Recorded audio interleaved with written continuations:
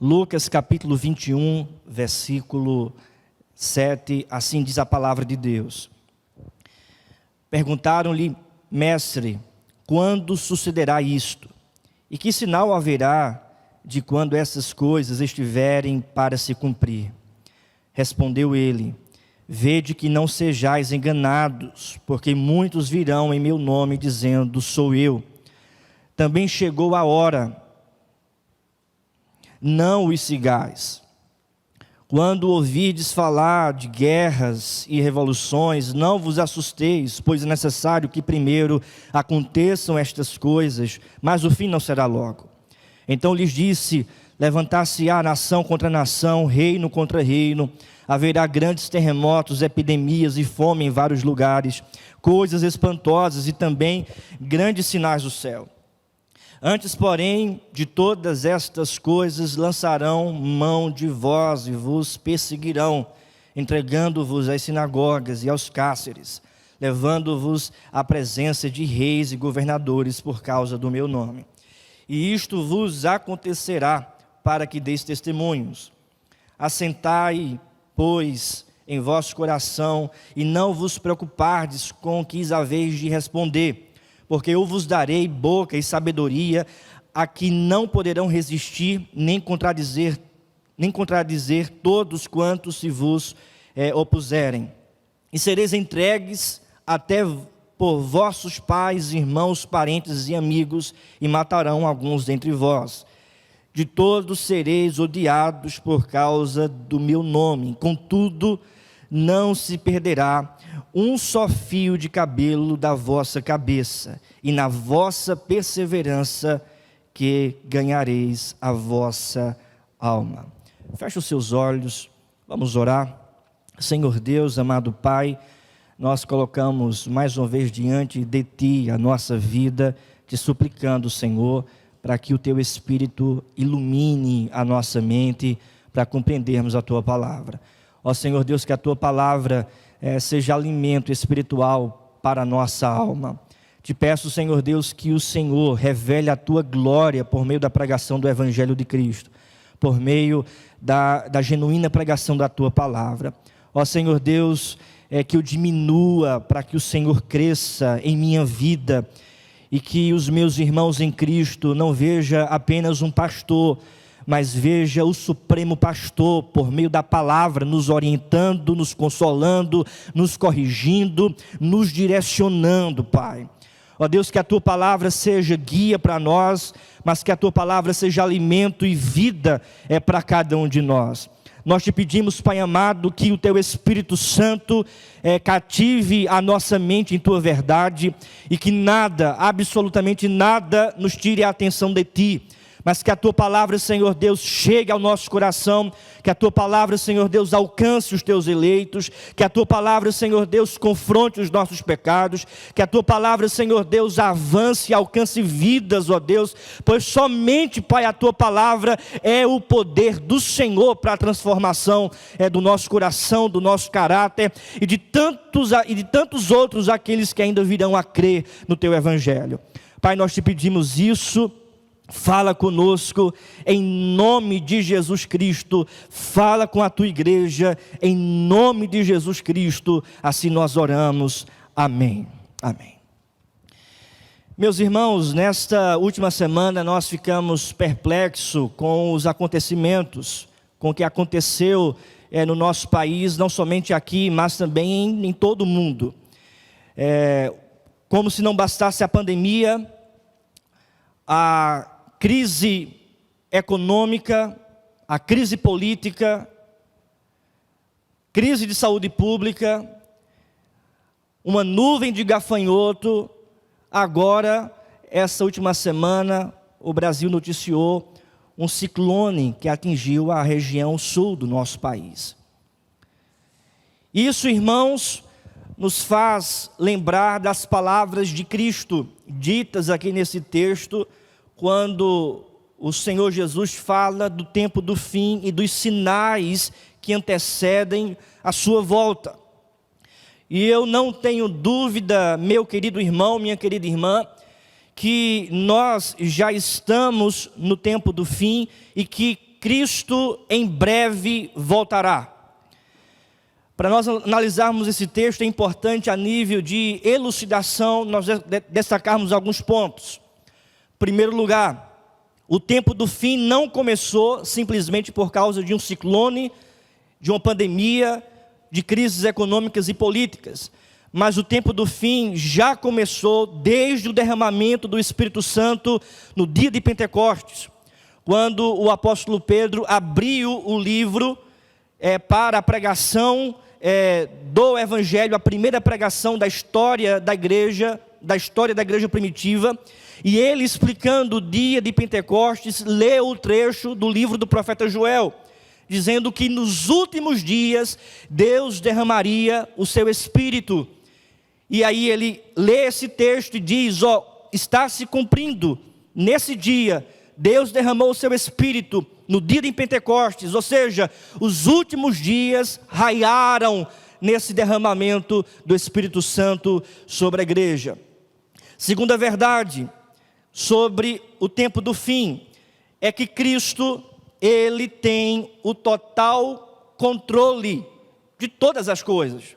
Quando nós olhamos, irmãos, para esse texto, nós percebemos também, a nível de elucidação, de que Cristo não está guerreando contra Satanás e que não existe essa guerra, essa militância entre Satanás e Cristo com poderes iguais. Pelo contrário, Cristo, ele tem o domínio e o controle de todas as coisas. A terceira verdade, meu querido irmão, em nível de ainda elucidação, é que a despeito de qualquer tipo de crença escatológica, seja ela pré-milenista, milenista, pós-milenista, nós percebemos a verdade de que Cristo tem o controle dos sinais que antecedem a sua volta e que Cristo irá voltar. Algo que une todas as correntes escatológicas é esta, que Cristo irá voltar para buscar a sua igreja. De fato, meu querido irmão, nós como igreja presbiteriana, igreja reformada, nós somos de linha amilenista, que nós acreditamos que o tempo do fim, o tempo que antecede a volta de Cristo, ela é refletida por um tempo de apostasia, de grande tribulação, mas que no final Cristo irá voltar para buscar a sua igreja. Quando nós olhamos para esse texto, meu querido irmão, nós percebemos que Jesus está falando da destruição do templo. Perceba que no verso 5, verso 6, ainda como contexto, Jesus está dizendo: falavam alguns a respeito do templo, como estavam ornado de belas pedras e de dádivas. Então disse Jesus: vedes estas coisas, dias virão em que não ficarão pedra sobre pedra que não seja derribada. Jesus está aqui tratando da destruição do templo. Esse texto, irmãos, é o famoso sermão profético de Cristo, da destruição do templo de Jerusalém. Quando nós olhamos para a história, essa profecia se cumpriu no ano 70 depois de Cristo, quando os governantes do Império Romano invadiram a cidade de Jerusalém e destruíram completamente aquela cidade e destruíram também o templo de Jerusalém, não ficando pedra sobre pedra. Porém, meu querido irmão, esse cumprimento profético no ano 70 depois de Cristo, essas palavras de Cristo aqui ditas no Evangelho de Lucas, capítulo 21, revelam uma perspectiva profética. Aquilo que os teólogos chamam de perspectiva profética. Se cumpriu no ano 70 depois de Cristo, mas esse cumprimento tem graus maiores que ainda irão acontecer. Ou seja, é a destruição do templo de Jerusalém que aponta para uma destruição maior que vai acontecer mais à frente, algo que antecede imediatamente a volta de Cristo. Então os discípulos se aproximaram de Jesus e perguntaram para Jesus no versículo 7: Mestre, quando sucederá isto? E que sinal haverá de quando estas coisas estiverem para se cumprir? E a partir do versículo 8, meu querido irmão, Cristo fala sobre os sinais que antecedem a sua volta. Os sinais que antecedem a sua volta, na certeza de que em breve Cristo voltará. E este é o tema do sermão. Em breve, Cristo voltará. Quais são os sinais que revelam essa verdade de que em breve Cristo voltará? O primeiro sinal está aqui registrado no verso 8. Os falsos mestres com seus falsos ensinos. Respondeu ele, Cristo respondeu, vede que não sejais enganados, porque muitos virão em meu nome dizendo, sou eu. E também chegou a hora, não os sigais. Não os sigais.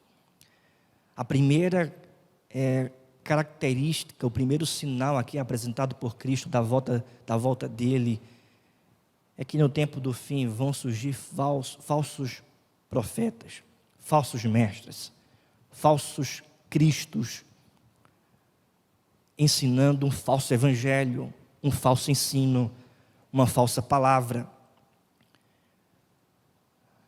Este falso ensino, este falso evangelho é um sinal de que o tempo do fim está chegando. O que me chama a atenção, meu querido irmão, é que Jesus é claro em afirmar que eles estão dizendo, sou eu, e também chegou a hora. E me deixe dizer algo para você nesta noite. Nós não temos a agenda de Deus. Nós não podemos dizer qual é o dia e a hora que Cristo irá voltar. E o propósito desse sermão, e o propósito dessa palavra, não é aguçar a sua curiosidade em relação a tais coisas, porque nós não temos nenhuma autoridade dada por Deus para dizer o dia e a hora que Ele irá voltar, porque isso pertence ao Senhor.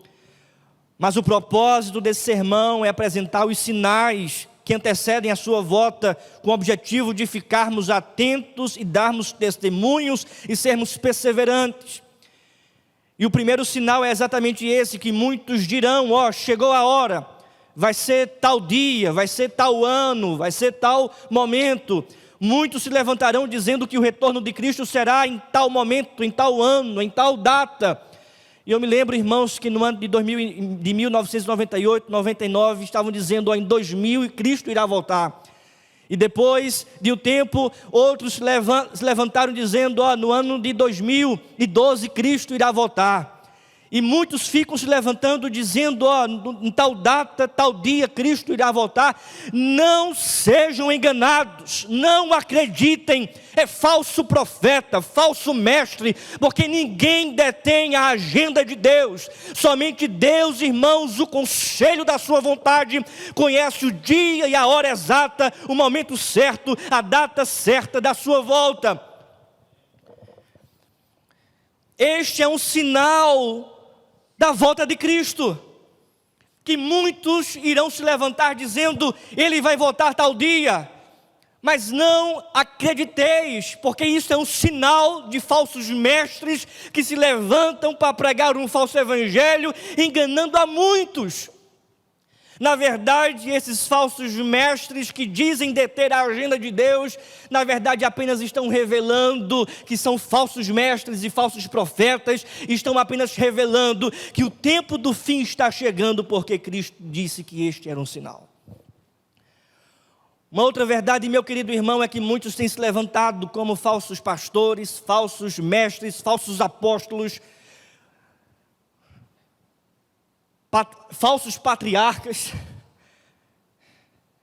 tem se levantado com um falso evangelho, um evangelho que não é gracioso, um evangelho das obras, um evangelho dos méritos, um evangelho que coloca você como centro de todas as coisas, o evangelho da autoajuda, o evangelho coaching, o evangelho da teologia da prosperidade, o evangelho que coloca você como centro de todas as coisas. Meu querido irmão, este é um falso evangelho.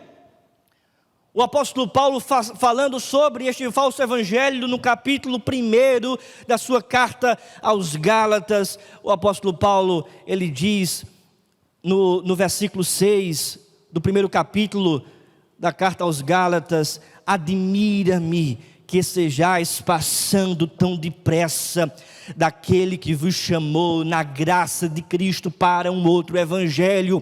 Ou seja, o outro evangelho, o falso evangelho, é um evangelho que não tem respaldo na graça. É o evangelho da meritocracia, é o evangelho do toma lá da cá, é o evangelho da barganha. E quantos aí, irmãos, estão pregando esse falso evangelho?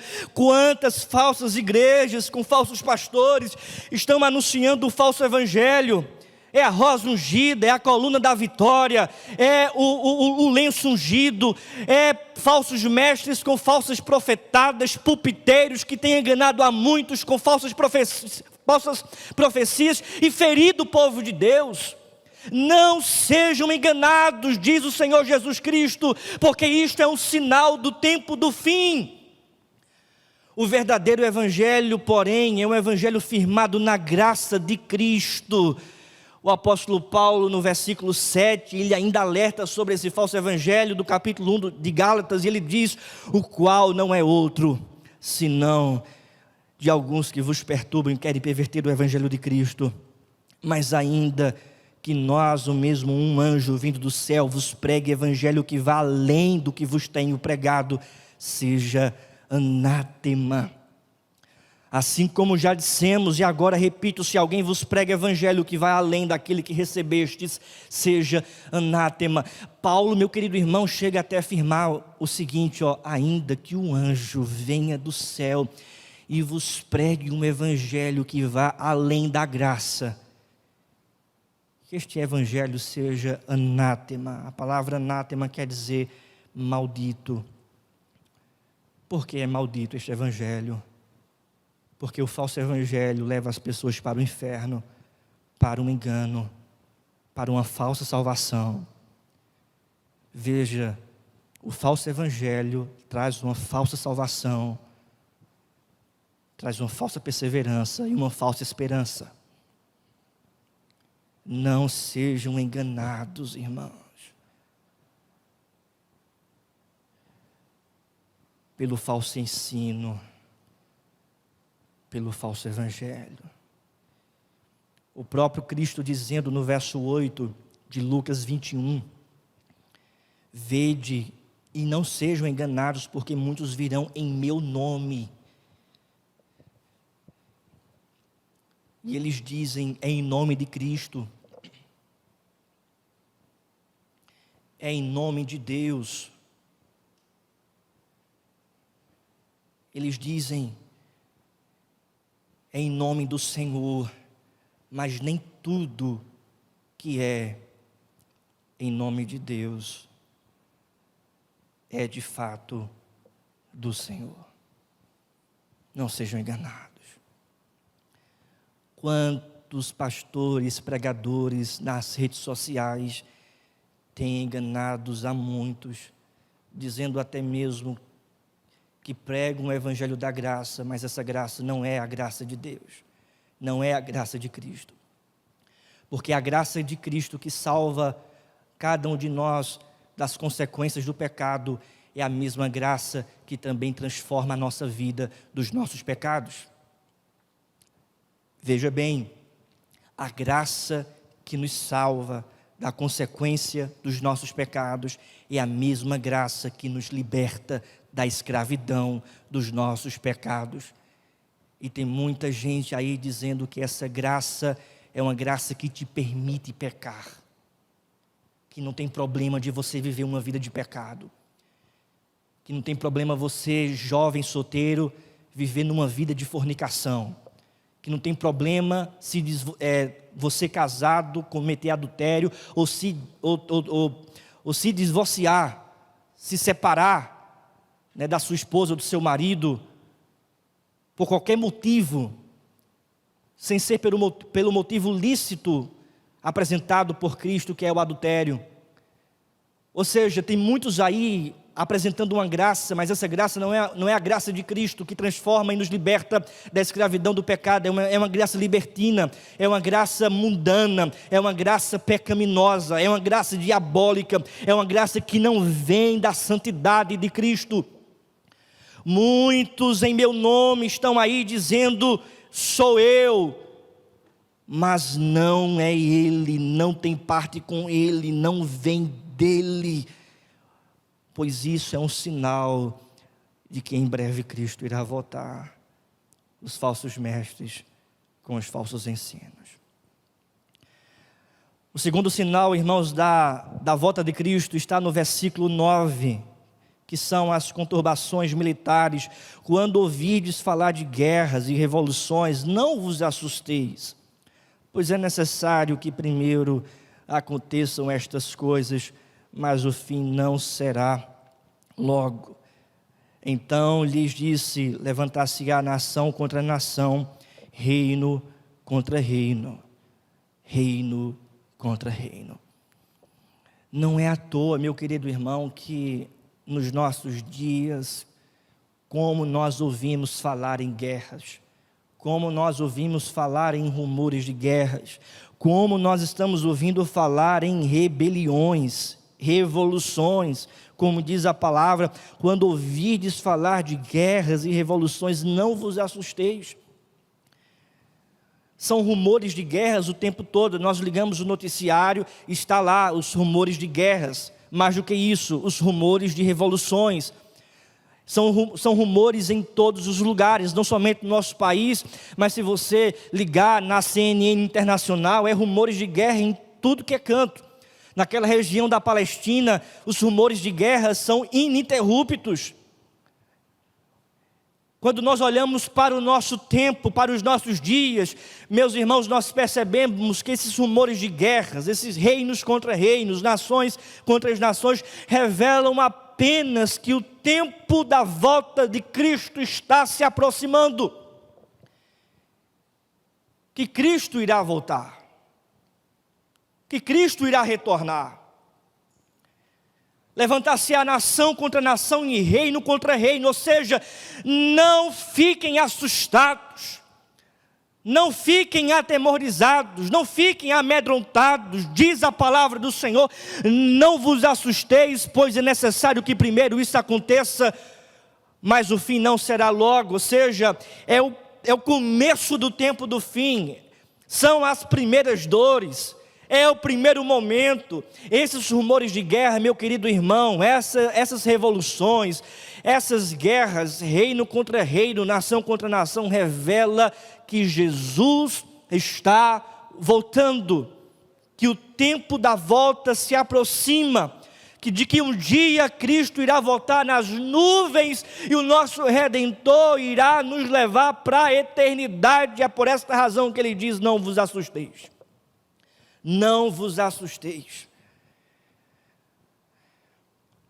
A terceira verdade, o terceiro sinal apresentado por Cristo do tempo que se aproxima, o tempo da sua volta, está no versículo 11, que são as conturbações naturais, as tragédias naturais. Veja o que diz o texto: haverá grandes terremotos, epidemias e fome em vários lugares, coisas espantosas e também grandes sinais do céu. E também grandes sinais do céu. Versículo 12: antes, porém, de todas essas coisas, lançarão mão de vós e vos perseguirão. Esta é outra verdade, meu querido irmão, de que o tempo da volta de Cristo se aproxima. São as tragédias naturais, grandes terremotos, epidemias, fome em vários lugares, coisas espantosas e também grandes sinais do céu. Coisas espantosas, terremotos, a gente sempre tem visto nos noticiários, epidemias. O que falar, irmãos, dessa pandemia dessa epidemia que tomou conta do mundo inteiro.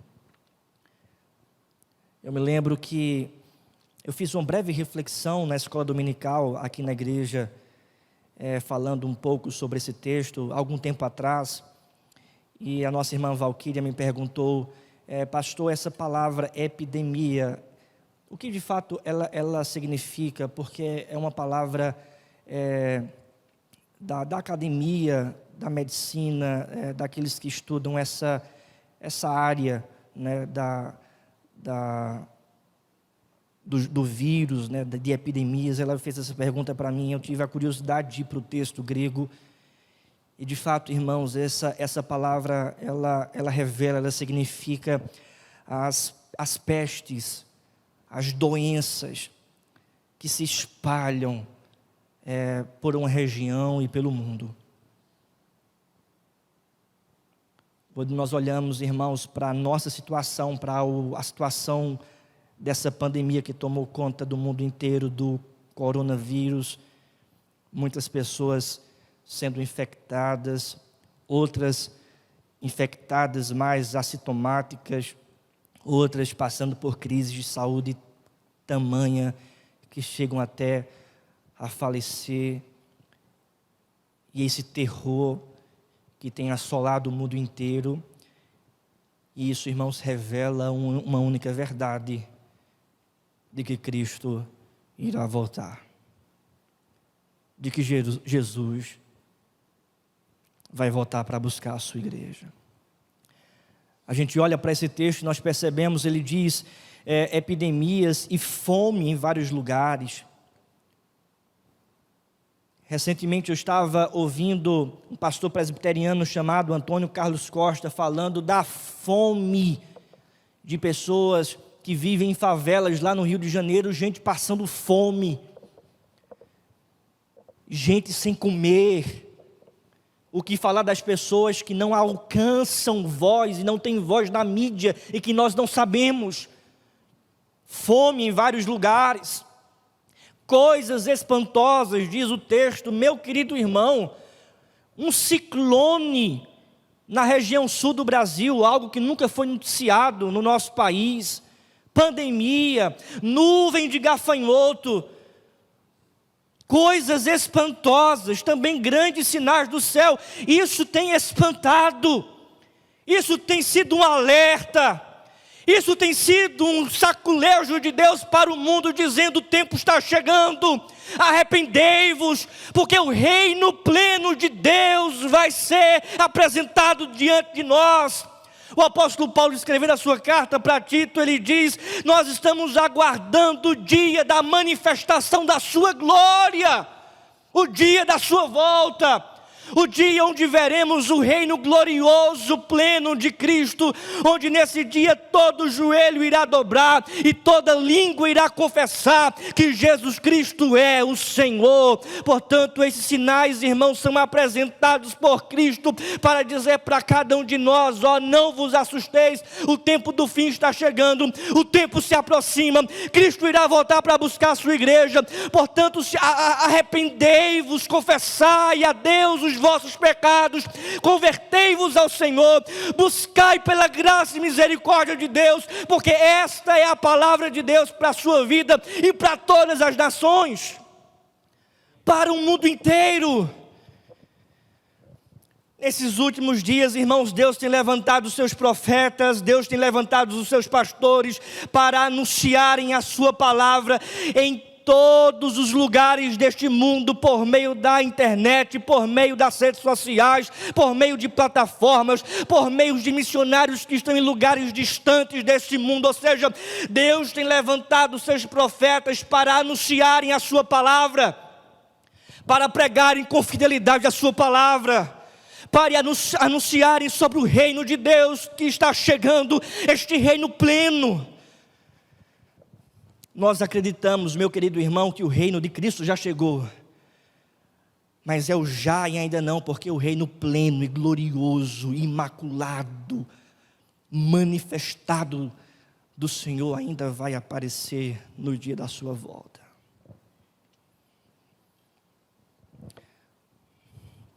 Então, o primeiro sinal que antecede a volta de Cristo são os falsos mestres, com seus falsos ensinos. O segundo sinal que antecede a volta de Cristo está aí no versículo 9, que são as conturbações militares. O terceiro sinal que antecede a volta de Cristo são as tragédias naturais. E o quarto sinal que antecede a volta de Cristo, o quarto sinal é a perseguição religiosa. O versículo 12 diz: antes, porém, de todas estas coisas, lançarão mão de vós e vos perseguirão, entregando-vos às sinagogas e aos cárceres, levando-vos à presença de reis e governadores, por causa do meu nome. É o que antecede a volta de Cristo. Uma perseguição do Estado contra a igreja. Muitos serão levados a reis e governadores por causa do meu nome. De tal modo que a nossa perspectiva para este mundo não é uma perspectiva otimista, mas para este mundo é uma perspectiva pessimista. Porque esse mundo, irmãos, está caminhando para a destruição, conforme foi destruído Jerusalém, nessa perspectiva profética.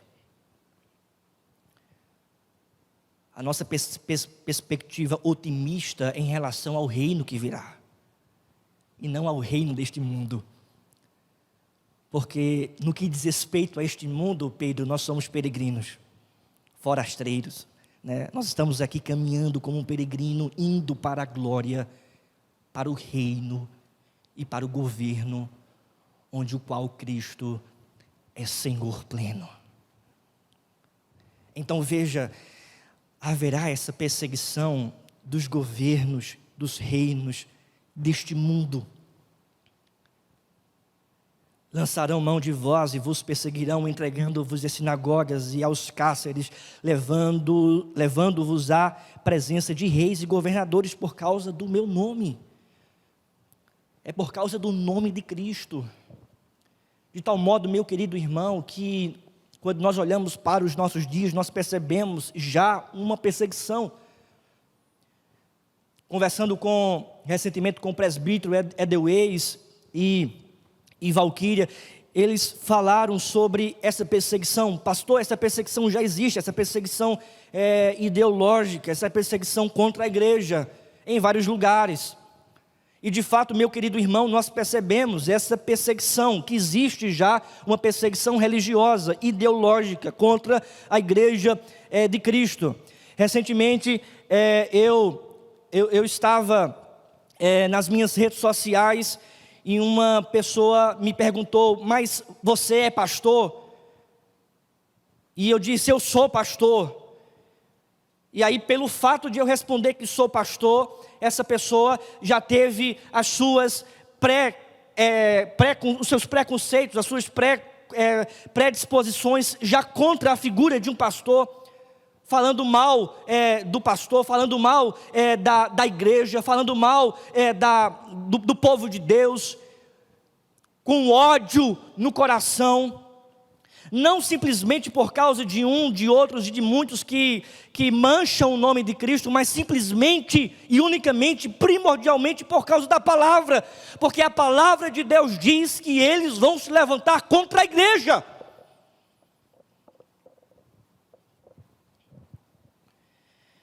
Então, meu querido irmão, nós somos chamados diante disso à perseverança e ao testemunho, porque diante da perseguição, e essa perseguição irá aumentar a cada dia, a cada ano, a cada década, até a volta de Cristo, diante dessa perseguição nós somos tentados, presbítero Silvio, somos tentados a negociar a nossa fé. Somos tentados a abrir mão de Cristo Jesus em prol do conforto deste mundo. Somos tentados a abrir mão dos valores firmados na palavra, valores que mudaram o nosso caráter, valores que trouxeram esperança para a nossa vida e coração. Somos tentados a trocar tais valores por dinheiro, propostas mundanas, conforto mundano, trabalho, bem-estar. Diante dessa perseguição que a cada ano, a cada tempo, a cada momento tem se levantado e tem crescido no nosso meio. Portanto, Jesus Cristo nos chama, a mim e a você que está ouvindo, para ser perseverante e dar testemunho e preferir o martírio ao negociar a fé, o abandonar a Cristo e a sua palavra. E é exatamente isso que ele diz no versículo 14. Assentai, pois, em vosso coração, e não vos preocupardes com o que haveis de responder, porque eu vos darei boca e sabedoria, a que não poderão resistir, nem contradizer todos quantos se vos opuserem. Deus vai dar a palavra, e sereis entregues até por vossos pais, irmãos, parentes e amigos, e matarão alguns dentre vós. Martírio. De todos sereis odiados por causa do meu nome. Contudo, não se perderá um fio de cabelo da vossa cabeça. É na vossa perseverança que ganhareis a vossa alma. Perseverança, testemunho, não negociar a palavra de Deus, confessar a Cristo, estar pronto para ser até mesmo odiado e martirizado por causa do nome do Senhor. Isso não quer dizer, meu querido irmão, que você tem que ser um crente violento, um crente sem sabedoria. Isso não quer dizer que você tem que ser um crente apático, que não sabe dialogar,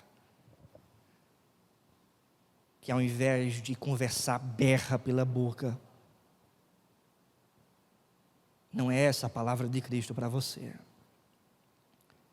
Mas a palavra de Cristo para você é que você seja um crente cheio da sabedoria e vais abrir a boca no momento certo, no momento em que Cristo colocar as palavras certas na sua boca, como diz a palavra.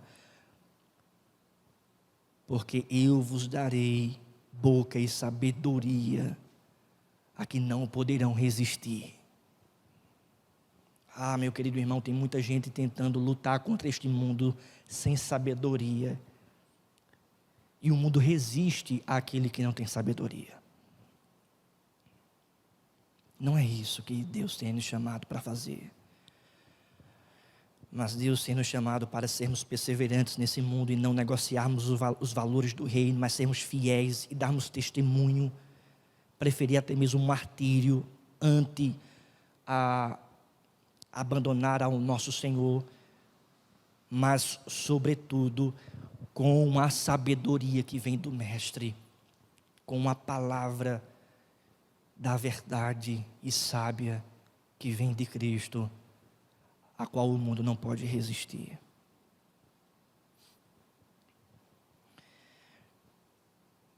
Esse versículo 9 é muito interessante porque algumas pessoas podem dizer: pastor, então quer dizer que a salvação é por meio da nossa perseverança própria?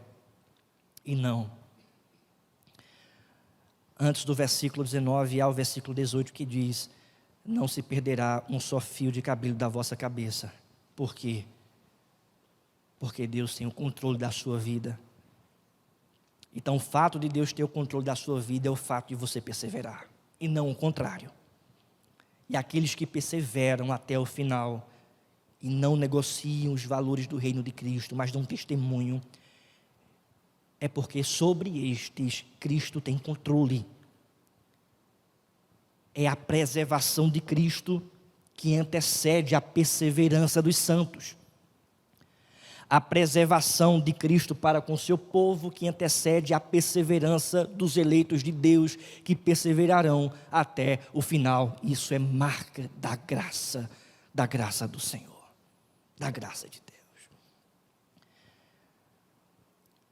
O apóstolo João, irmãos, escrevendo a sua carta para as 7 igrejas da Ásia, revelação de Cristo, ele falando do tempo do fim, das últimas coisas, ele diz: sai dela, ó povo meu, sai da Babilônia, ó povo meu, deem testemunho, não queiram ganhar dinheiro com este mundo em detrimento de valores, negociando valores do reino de Cristo. Sai da Babilônia, ó povo meu. Ou seja, é um chamado ao testemunho, é um chamado à perseverança.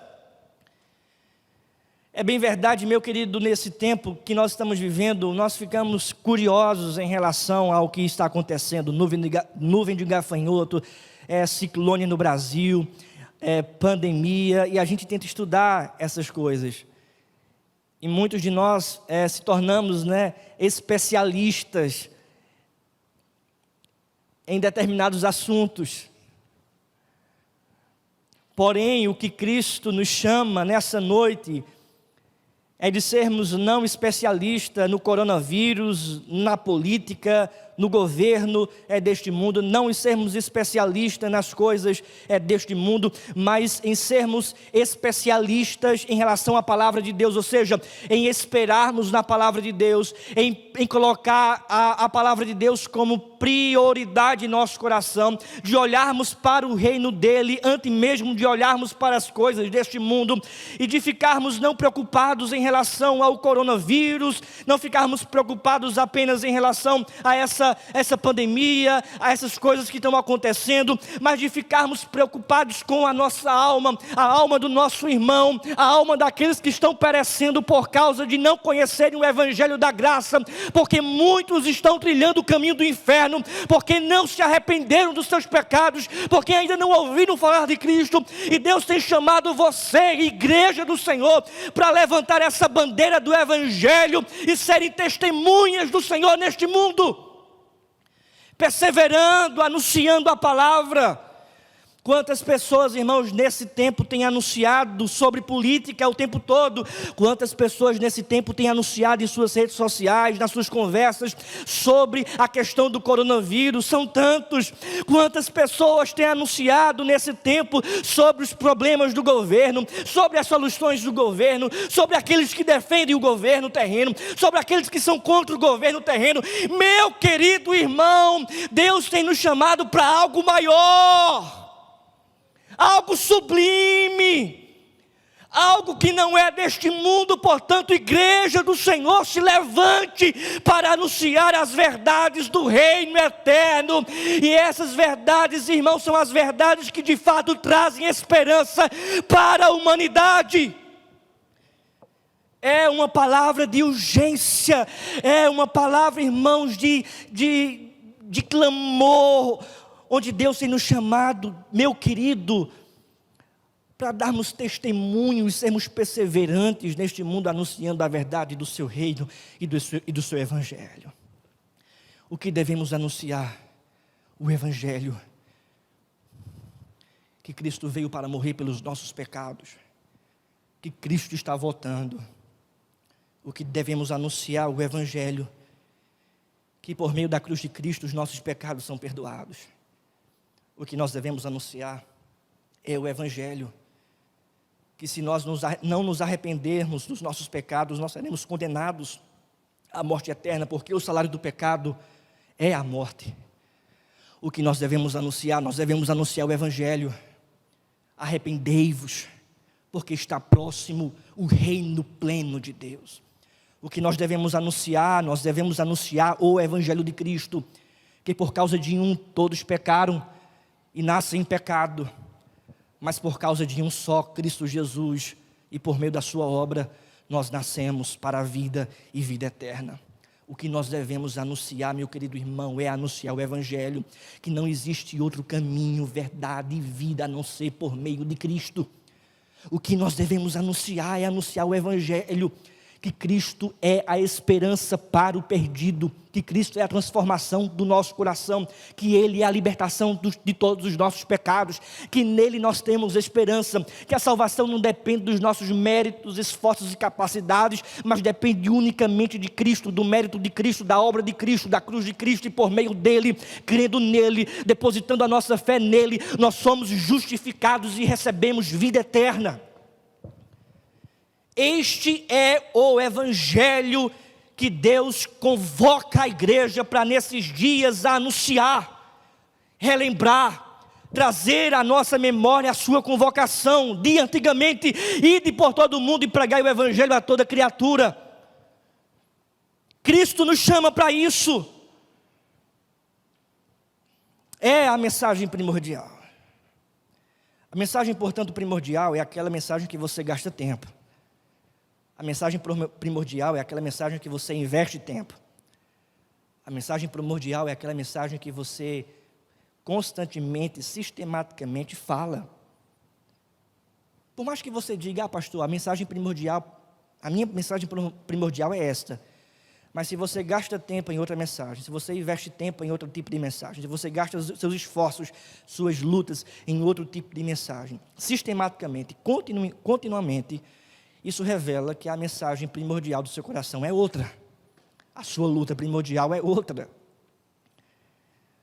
Mas a palavra de Deus nos chama para sermos perseverantes e darmos testemunho do reino dele, porque seremos perseguidos.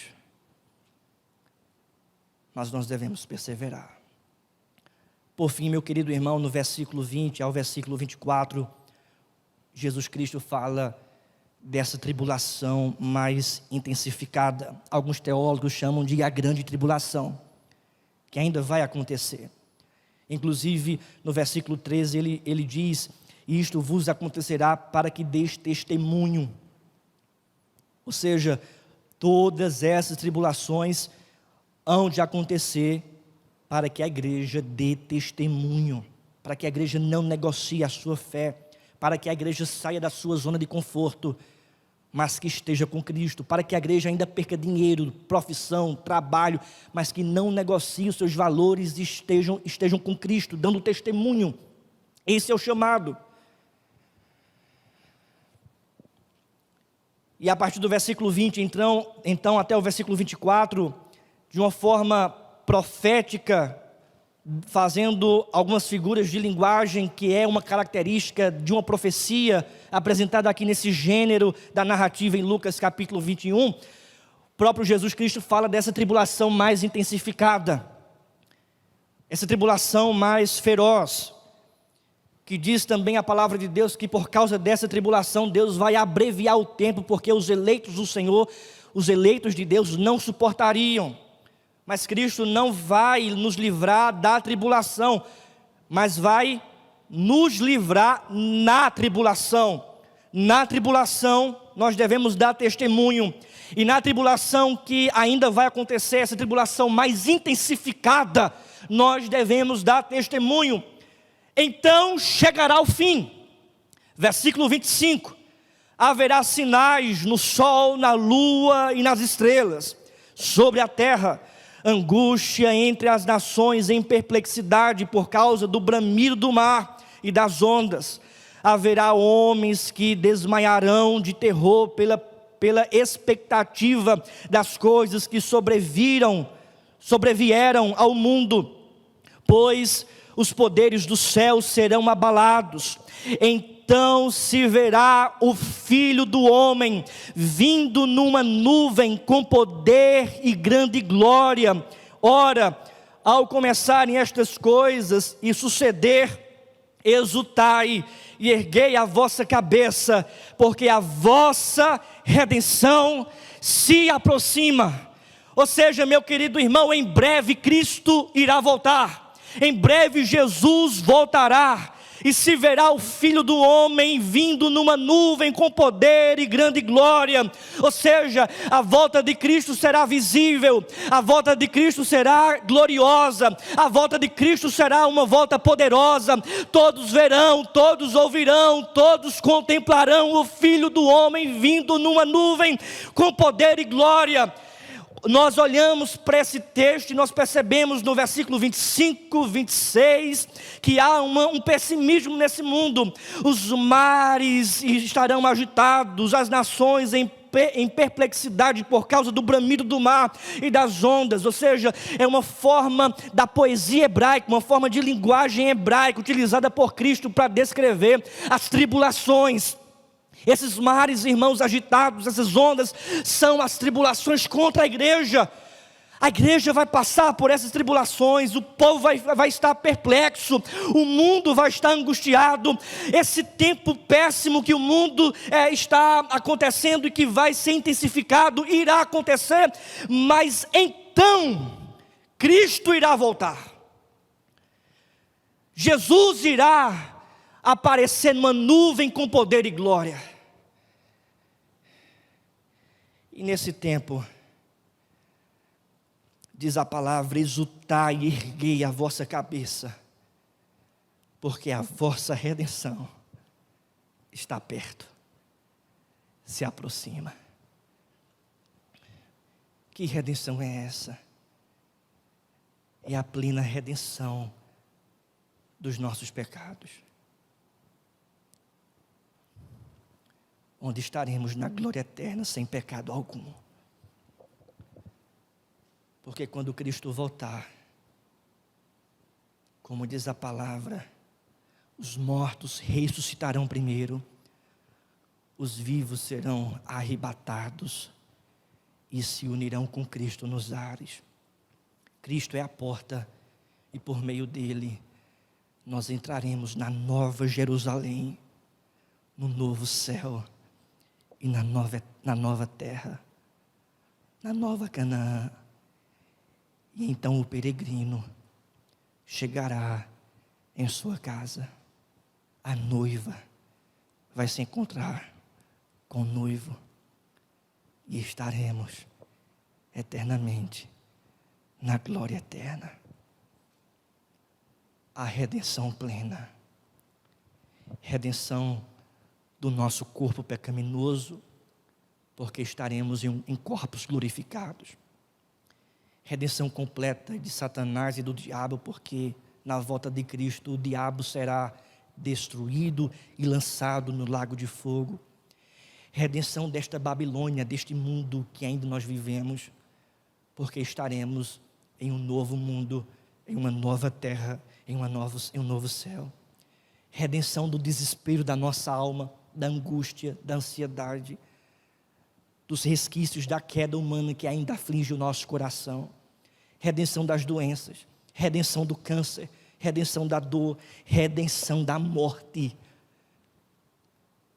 Porque nós estaremos, irmãos, vivos, não como almas, mas vivos em um corpo glorificado, em uma terra glorificada, numa criação redimida.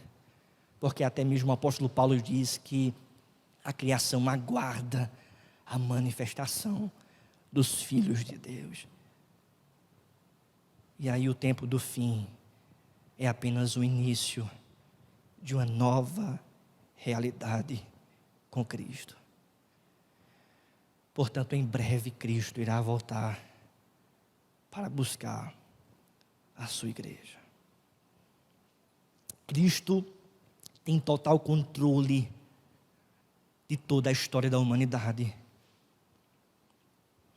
É por isso que ele diz as coisas que aconteceram, que acontecem e que hão de acontecer. Cristo, ele tem total controle de todas as nossas tribulações, porque é ele quem preside a todas elas. Ele disse todas as tribulações que nós iremos suportar. E é Cristo que tem total controle do tempo do fim, porque em breve Ele voltará para buscar o seu povo, e nós estaremos com Ele em toda a eternidade. Fechamos os nossos olhos e vamos orar.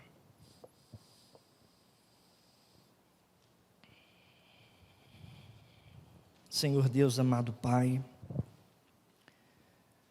nós cremos, ó Deus, na Tua volta. Nós cremos, ó Deus, que em breve o Senhor voltará. Nós não sabemos o dia, nós não sabemos a data, mas nós estamos aguardando, Senhor Jesus Cristo, a Tua volta. A Tua promessa vai se cumprir. O Senhor irá voltar. E na Tua volta, Pai, as nossas dificuldades, os nossos sofrimentos e tribulações serão todos findados por Ti. Ó Deus, enche o nosso peito de esperança e de convicção da Tua volta. Traz, ó Deus, sobre nós força para sermos perseverantes e darmos testemunhos, ó Deus, do Senhor e do Teu reino, neste mundo que só caminha para longe de Ti. Ó Pai, nós Te pedimos, Senhor, que a glória de Cristo esteja sobre nós, nos fortalecendo, nos vivificando, porque os sinais do tempo do fim estão aí, e nós aguardamos a Tua volta. Maranata, ora vem, Senhor Jesus, vem buscar a Tua igreja, vem nos redimir plenamente. É o que nós Te pedimos, amado Deus, em nome de Jesus Cristo. Amém.